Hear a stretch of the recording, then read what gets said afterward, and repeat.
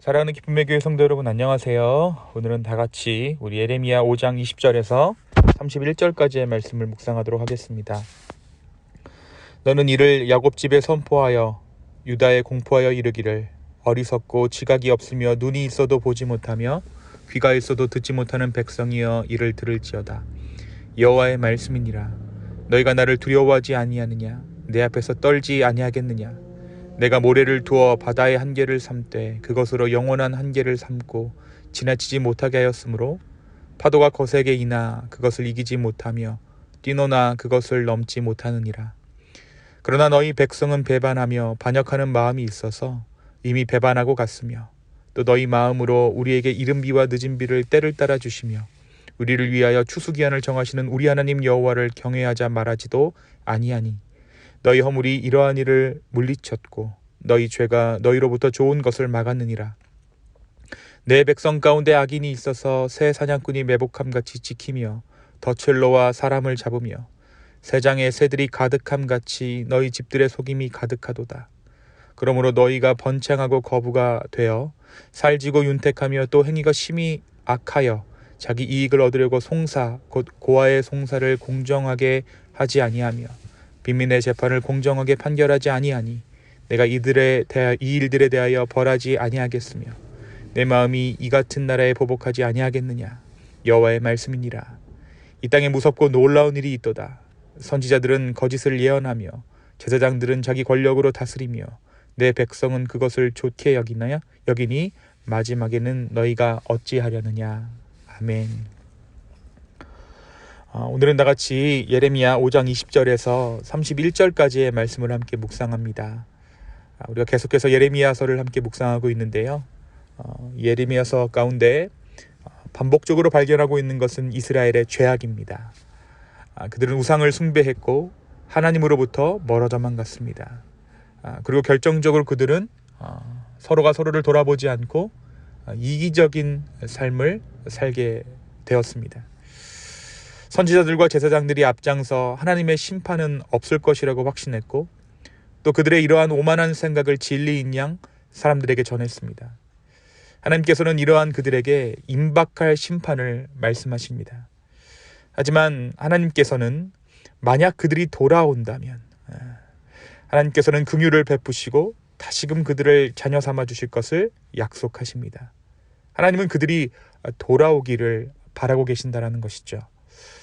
오늘 우리가 묵상하게 되는 예레미야 5장 21절에서 우리 마지막 절까지의 말씀 이전의 상황은 유다 백성들이 사랑과 공의의 하나님 중에 한쪽인 사랑의 하나님만 치중해 편향된 신앙생활을 했던 것을 지적하고 있습니다. 그리고 이어지는 오늘 본문에서 예레미야는 그들에게 하나님의 또 다른 성품인 공의로우신 하나님, 정의로우신 하나님, 공평하신 하나님에 대해 이야기하고 있습니다. 사실 이 공의의 하나님은 사랑의 하나님과 모순되는 것이 아닙니다. 하나님은 하나님의 공의로 하나님의 사랑을 나타내시고 하나님의 사랑을 통해 하나님의 공의를 드러내시기 때문입니다. 오늘 말씀 22절에서 하나님의 안타까움이 드러나 있습니다. 야곱으로 대표되는 옛 이스라엘의 조상들뿐 아니라 지금 유다 백성 모두 어리석고 지각이 없다라고 말씀하십니다. 하나님은 그들이 하나님을 두려워하지 않는다라고 말씀하시죠. 하나님께서 이렇게 말씀하시는 이유가 무엇입니까?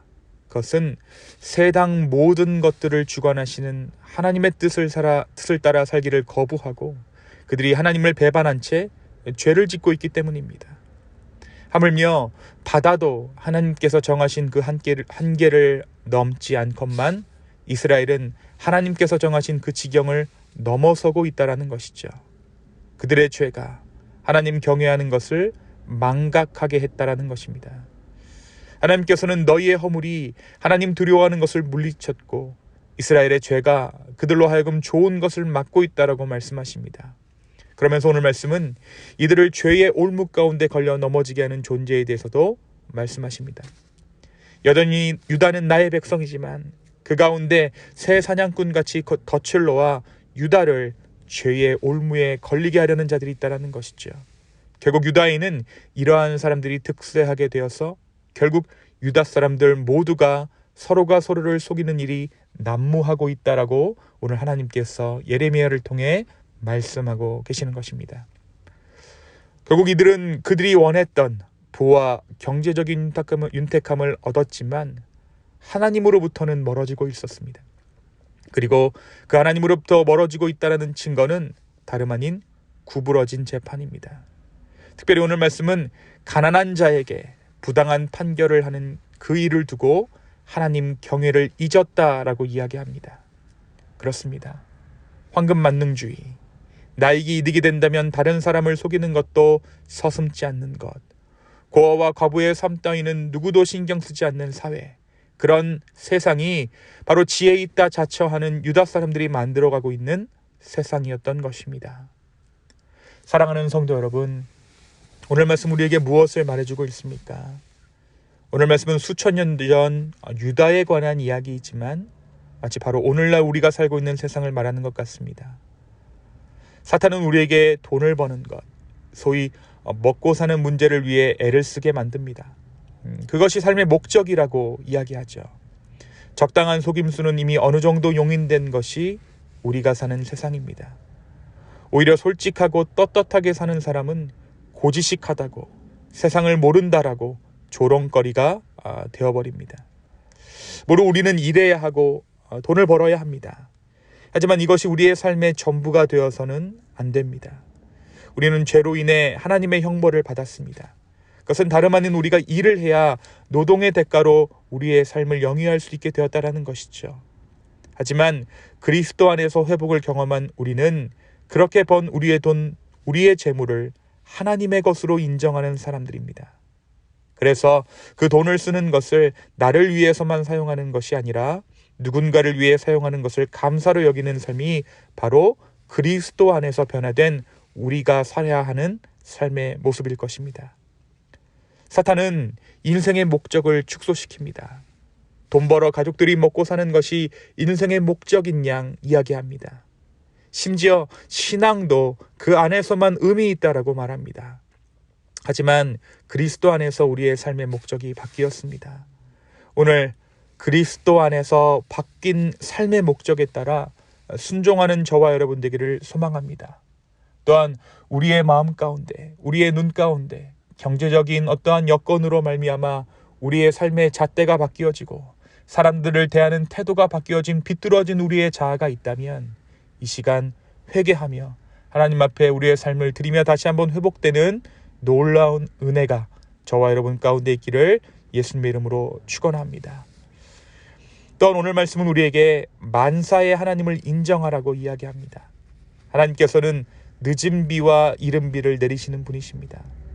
인간의 모든 것이 그분의 주권 아래에서, 세상의 모든 것이 그분의 주권 아래에서 이루어집니다. 이것을 잊어버리면 인간은 교만해지고 어느새 하나님께서 정해두신 그 지경을 넘어서게 되는 것입니다. 하나님의 주권을 인정하는 것, 하나님을 경외하는 것이 우리가 누릴 수 있는 축복의 첫걸음이자 전부인 것이죠. 오늘 하루 모든 것이 주 안에서 이루어지고 있다는 그 마음을 가지고 이 하루를 살아갈 수 있는 우리 되기를 소망합니다. 나 혼자 홀로 결정하고 모든 것을 내가 짊어지고 살아가는 것이 아니라 모든 것이 주 안에서 이루어지고 모든 것이 주님의 계획대로 되어가고 있다는 것을 인정할 때 주님은 그분의 살아계심을 우리의 삶 가운데 드러내실 것입니다. 바로 그때 하나님은 우리의 마지막을 책임지신다라고 오늘 말씀이 약속하고 있습니다. 오늘 말씀 31절에서 하나님은 유다에게 하나님 경외하는 삶을 포기하면 그 마지막을 하나님께서 책임져 주실 수 없다라고 분명히 말씀하십니다. 하나님을 경외하는 것으로 삶의 기초를 쌓아가며 하나님 나라의 상속자가 되는 우리 모두 되기를 예수님의 이름으로 축원합니다. 이 시간 함께 기도하시겠습니다. 주님, 오늘 이 하루 우리가 하나님 경외하는 삶 살아가게 하여 주시옵소서. 만사의 하나님을 인정하고 하나님의 주권 아래 살아가고 있다는 것을 우리로 하여금 인정케 하여 주시옵소서.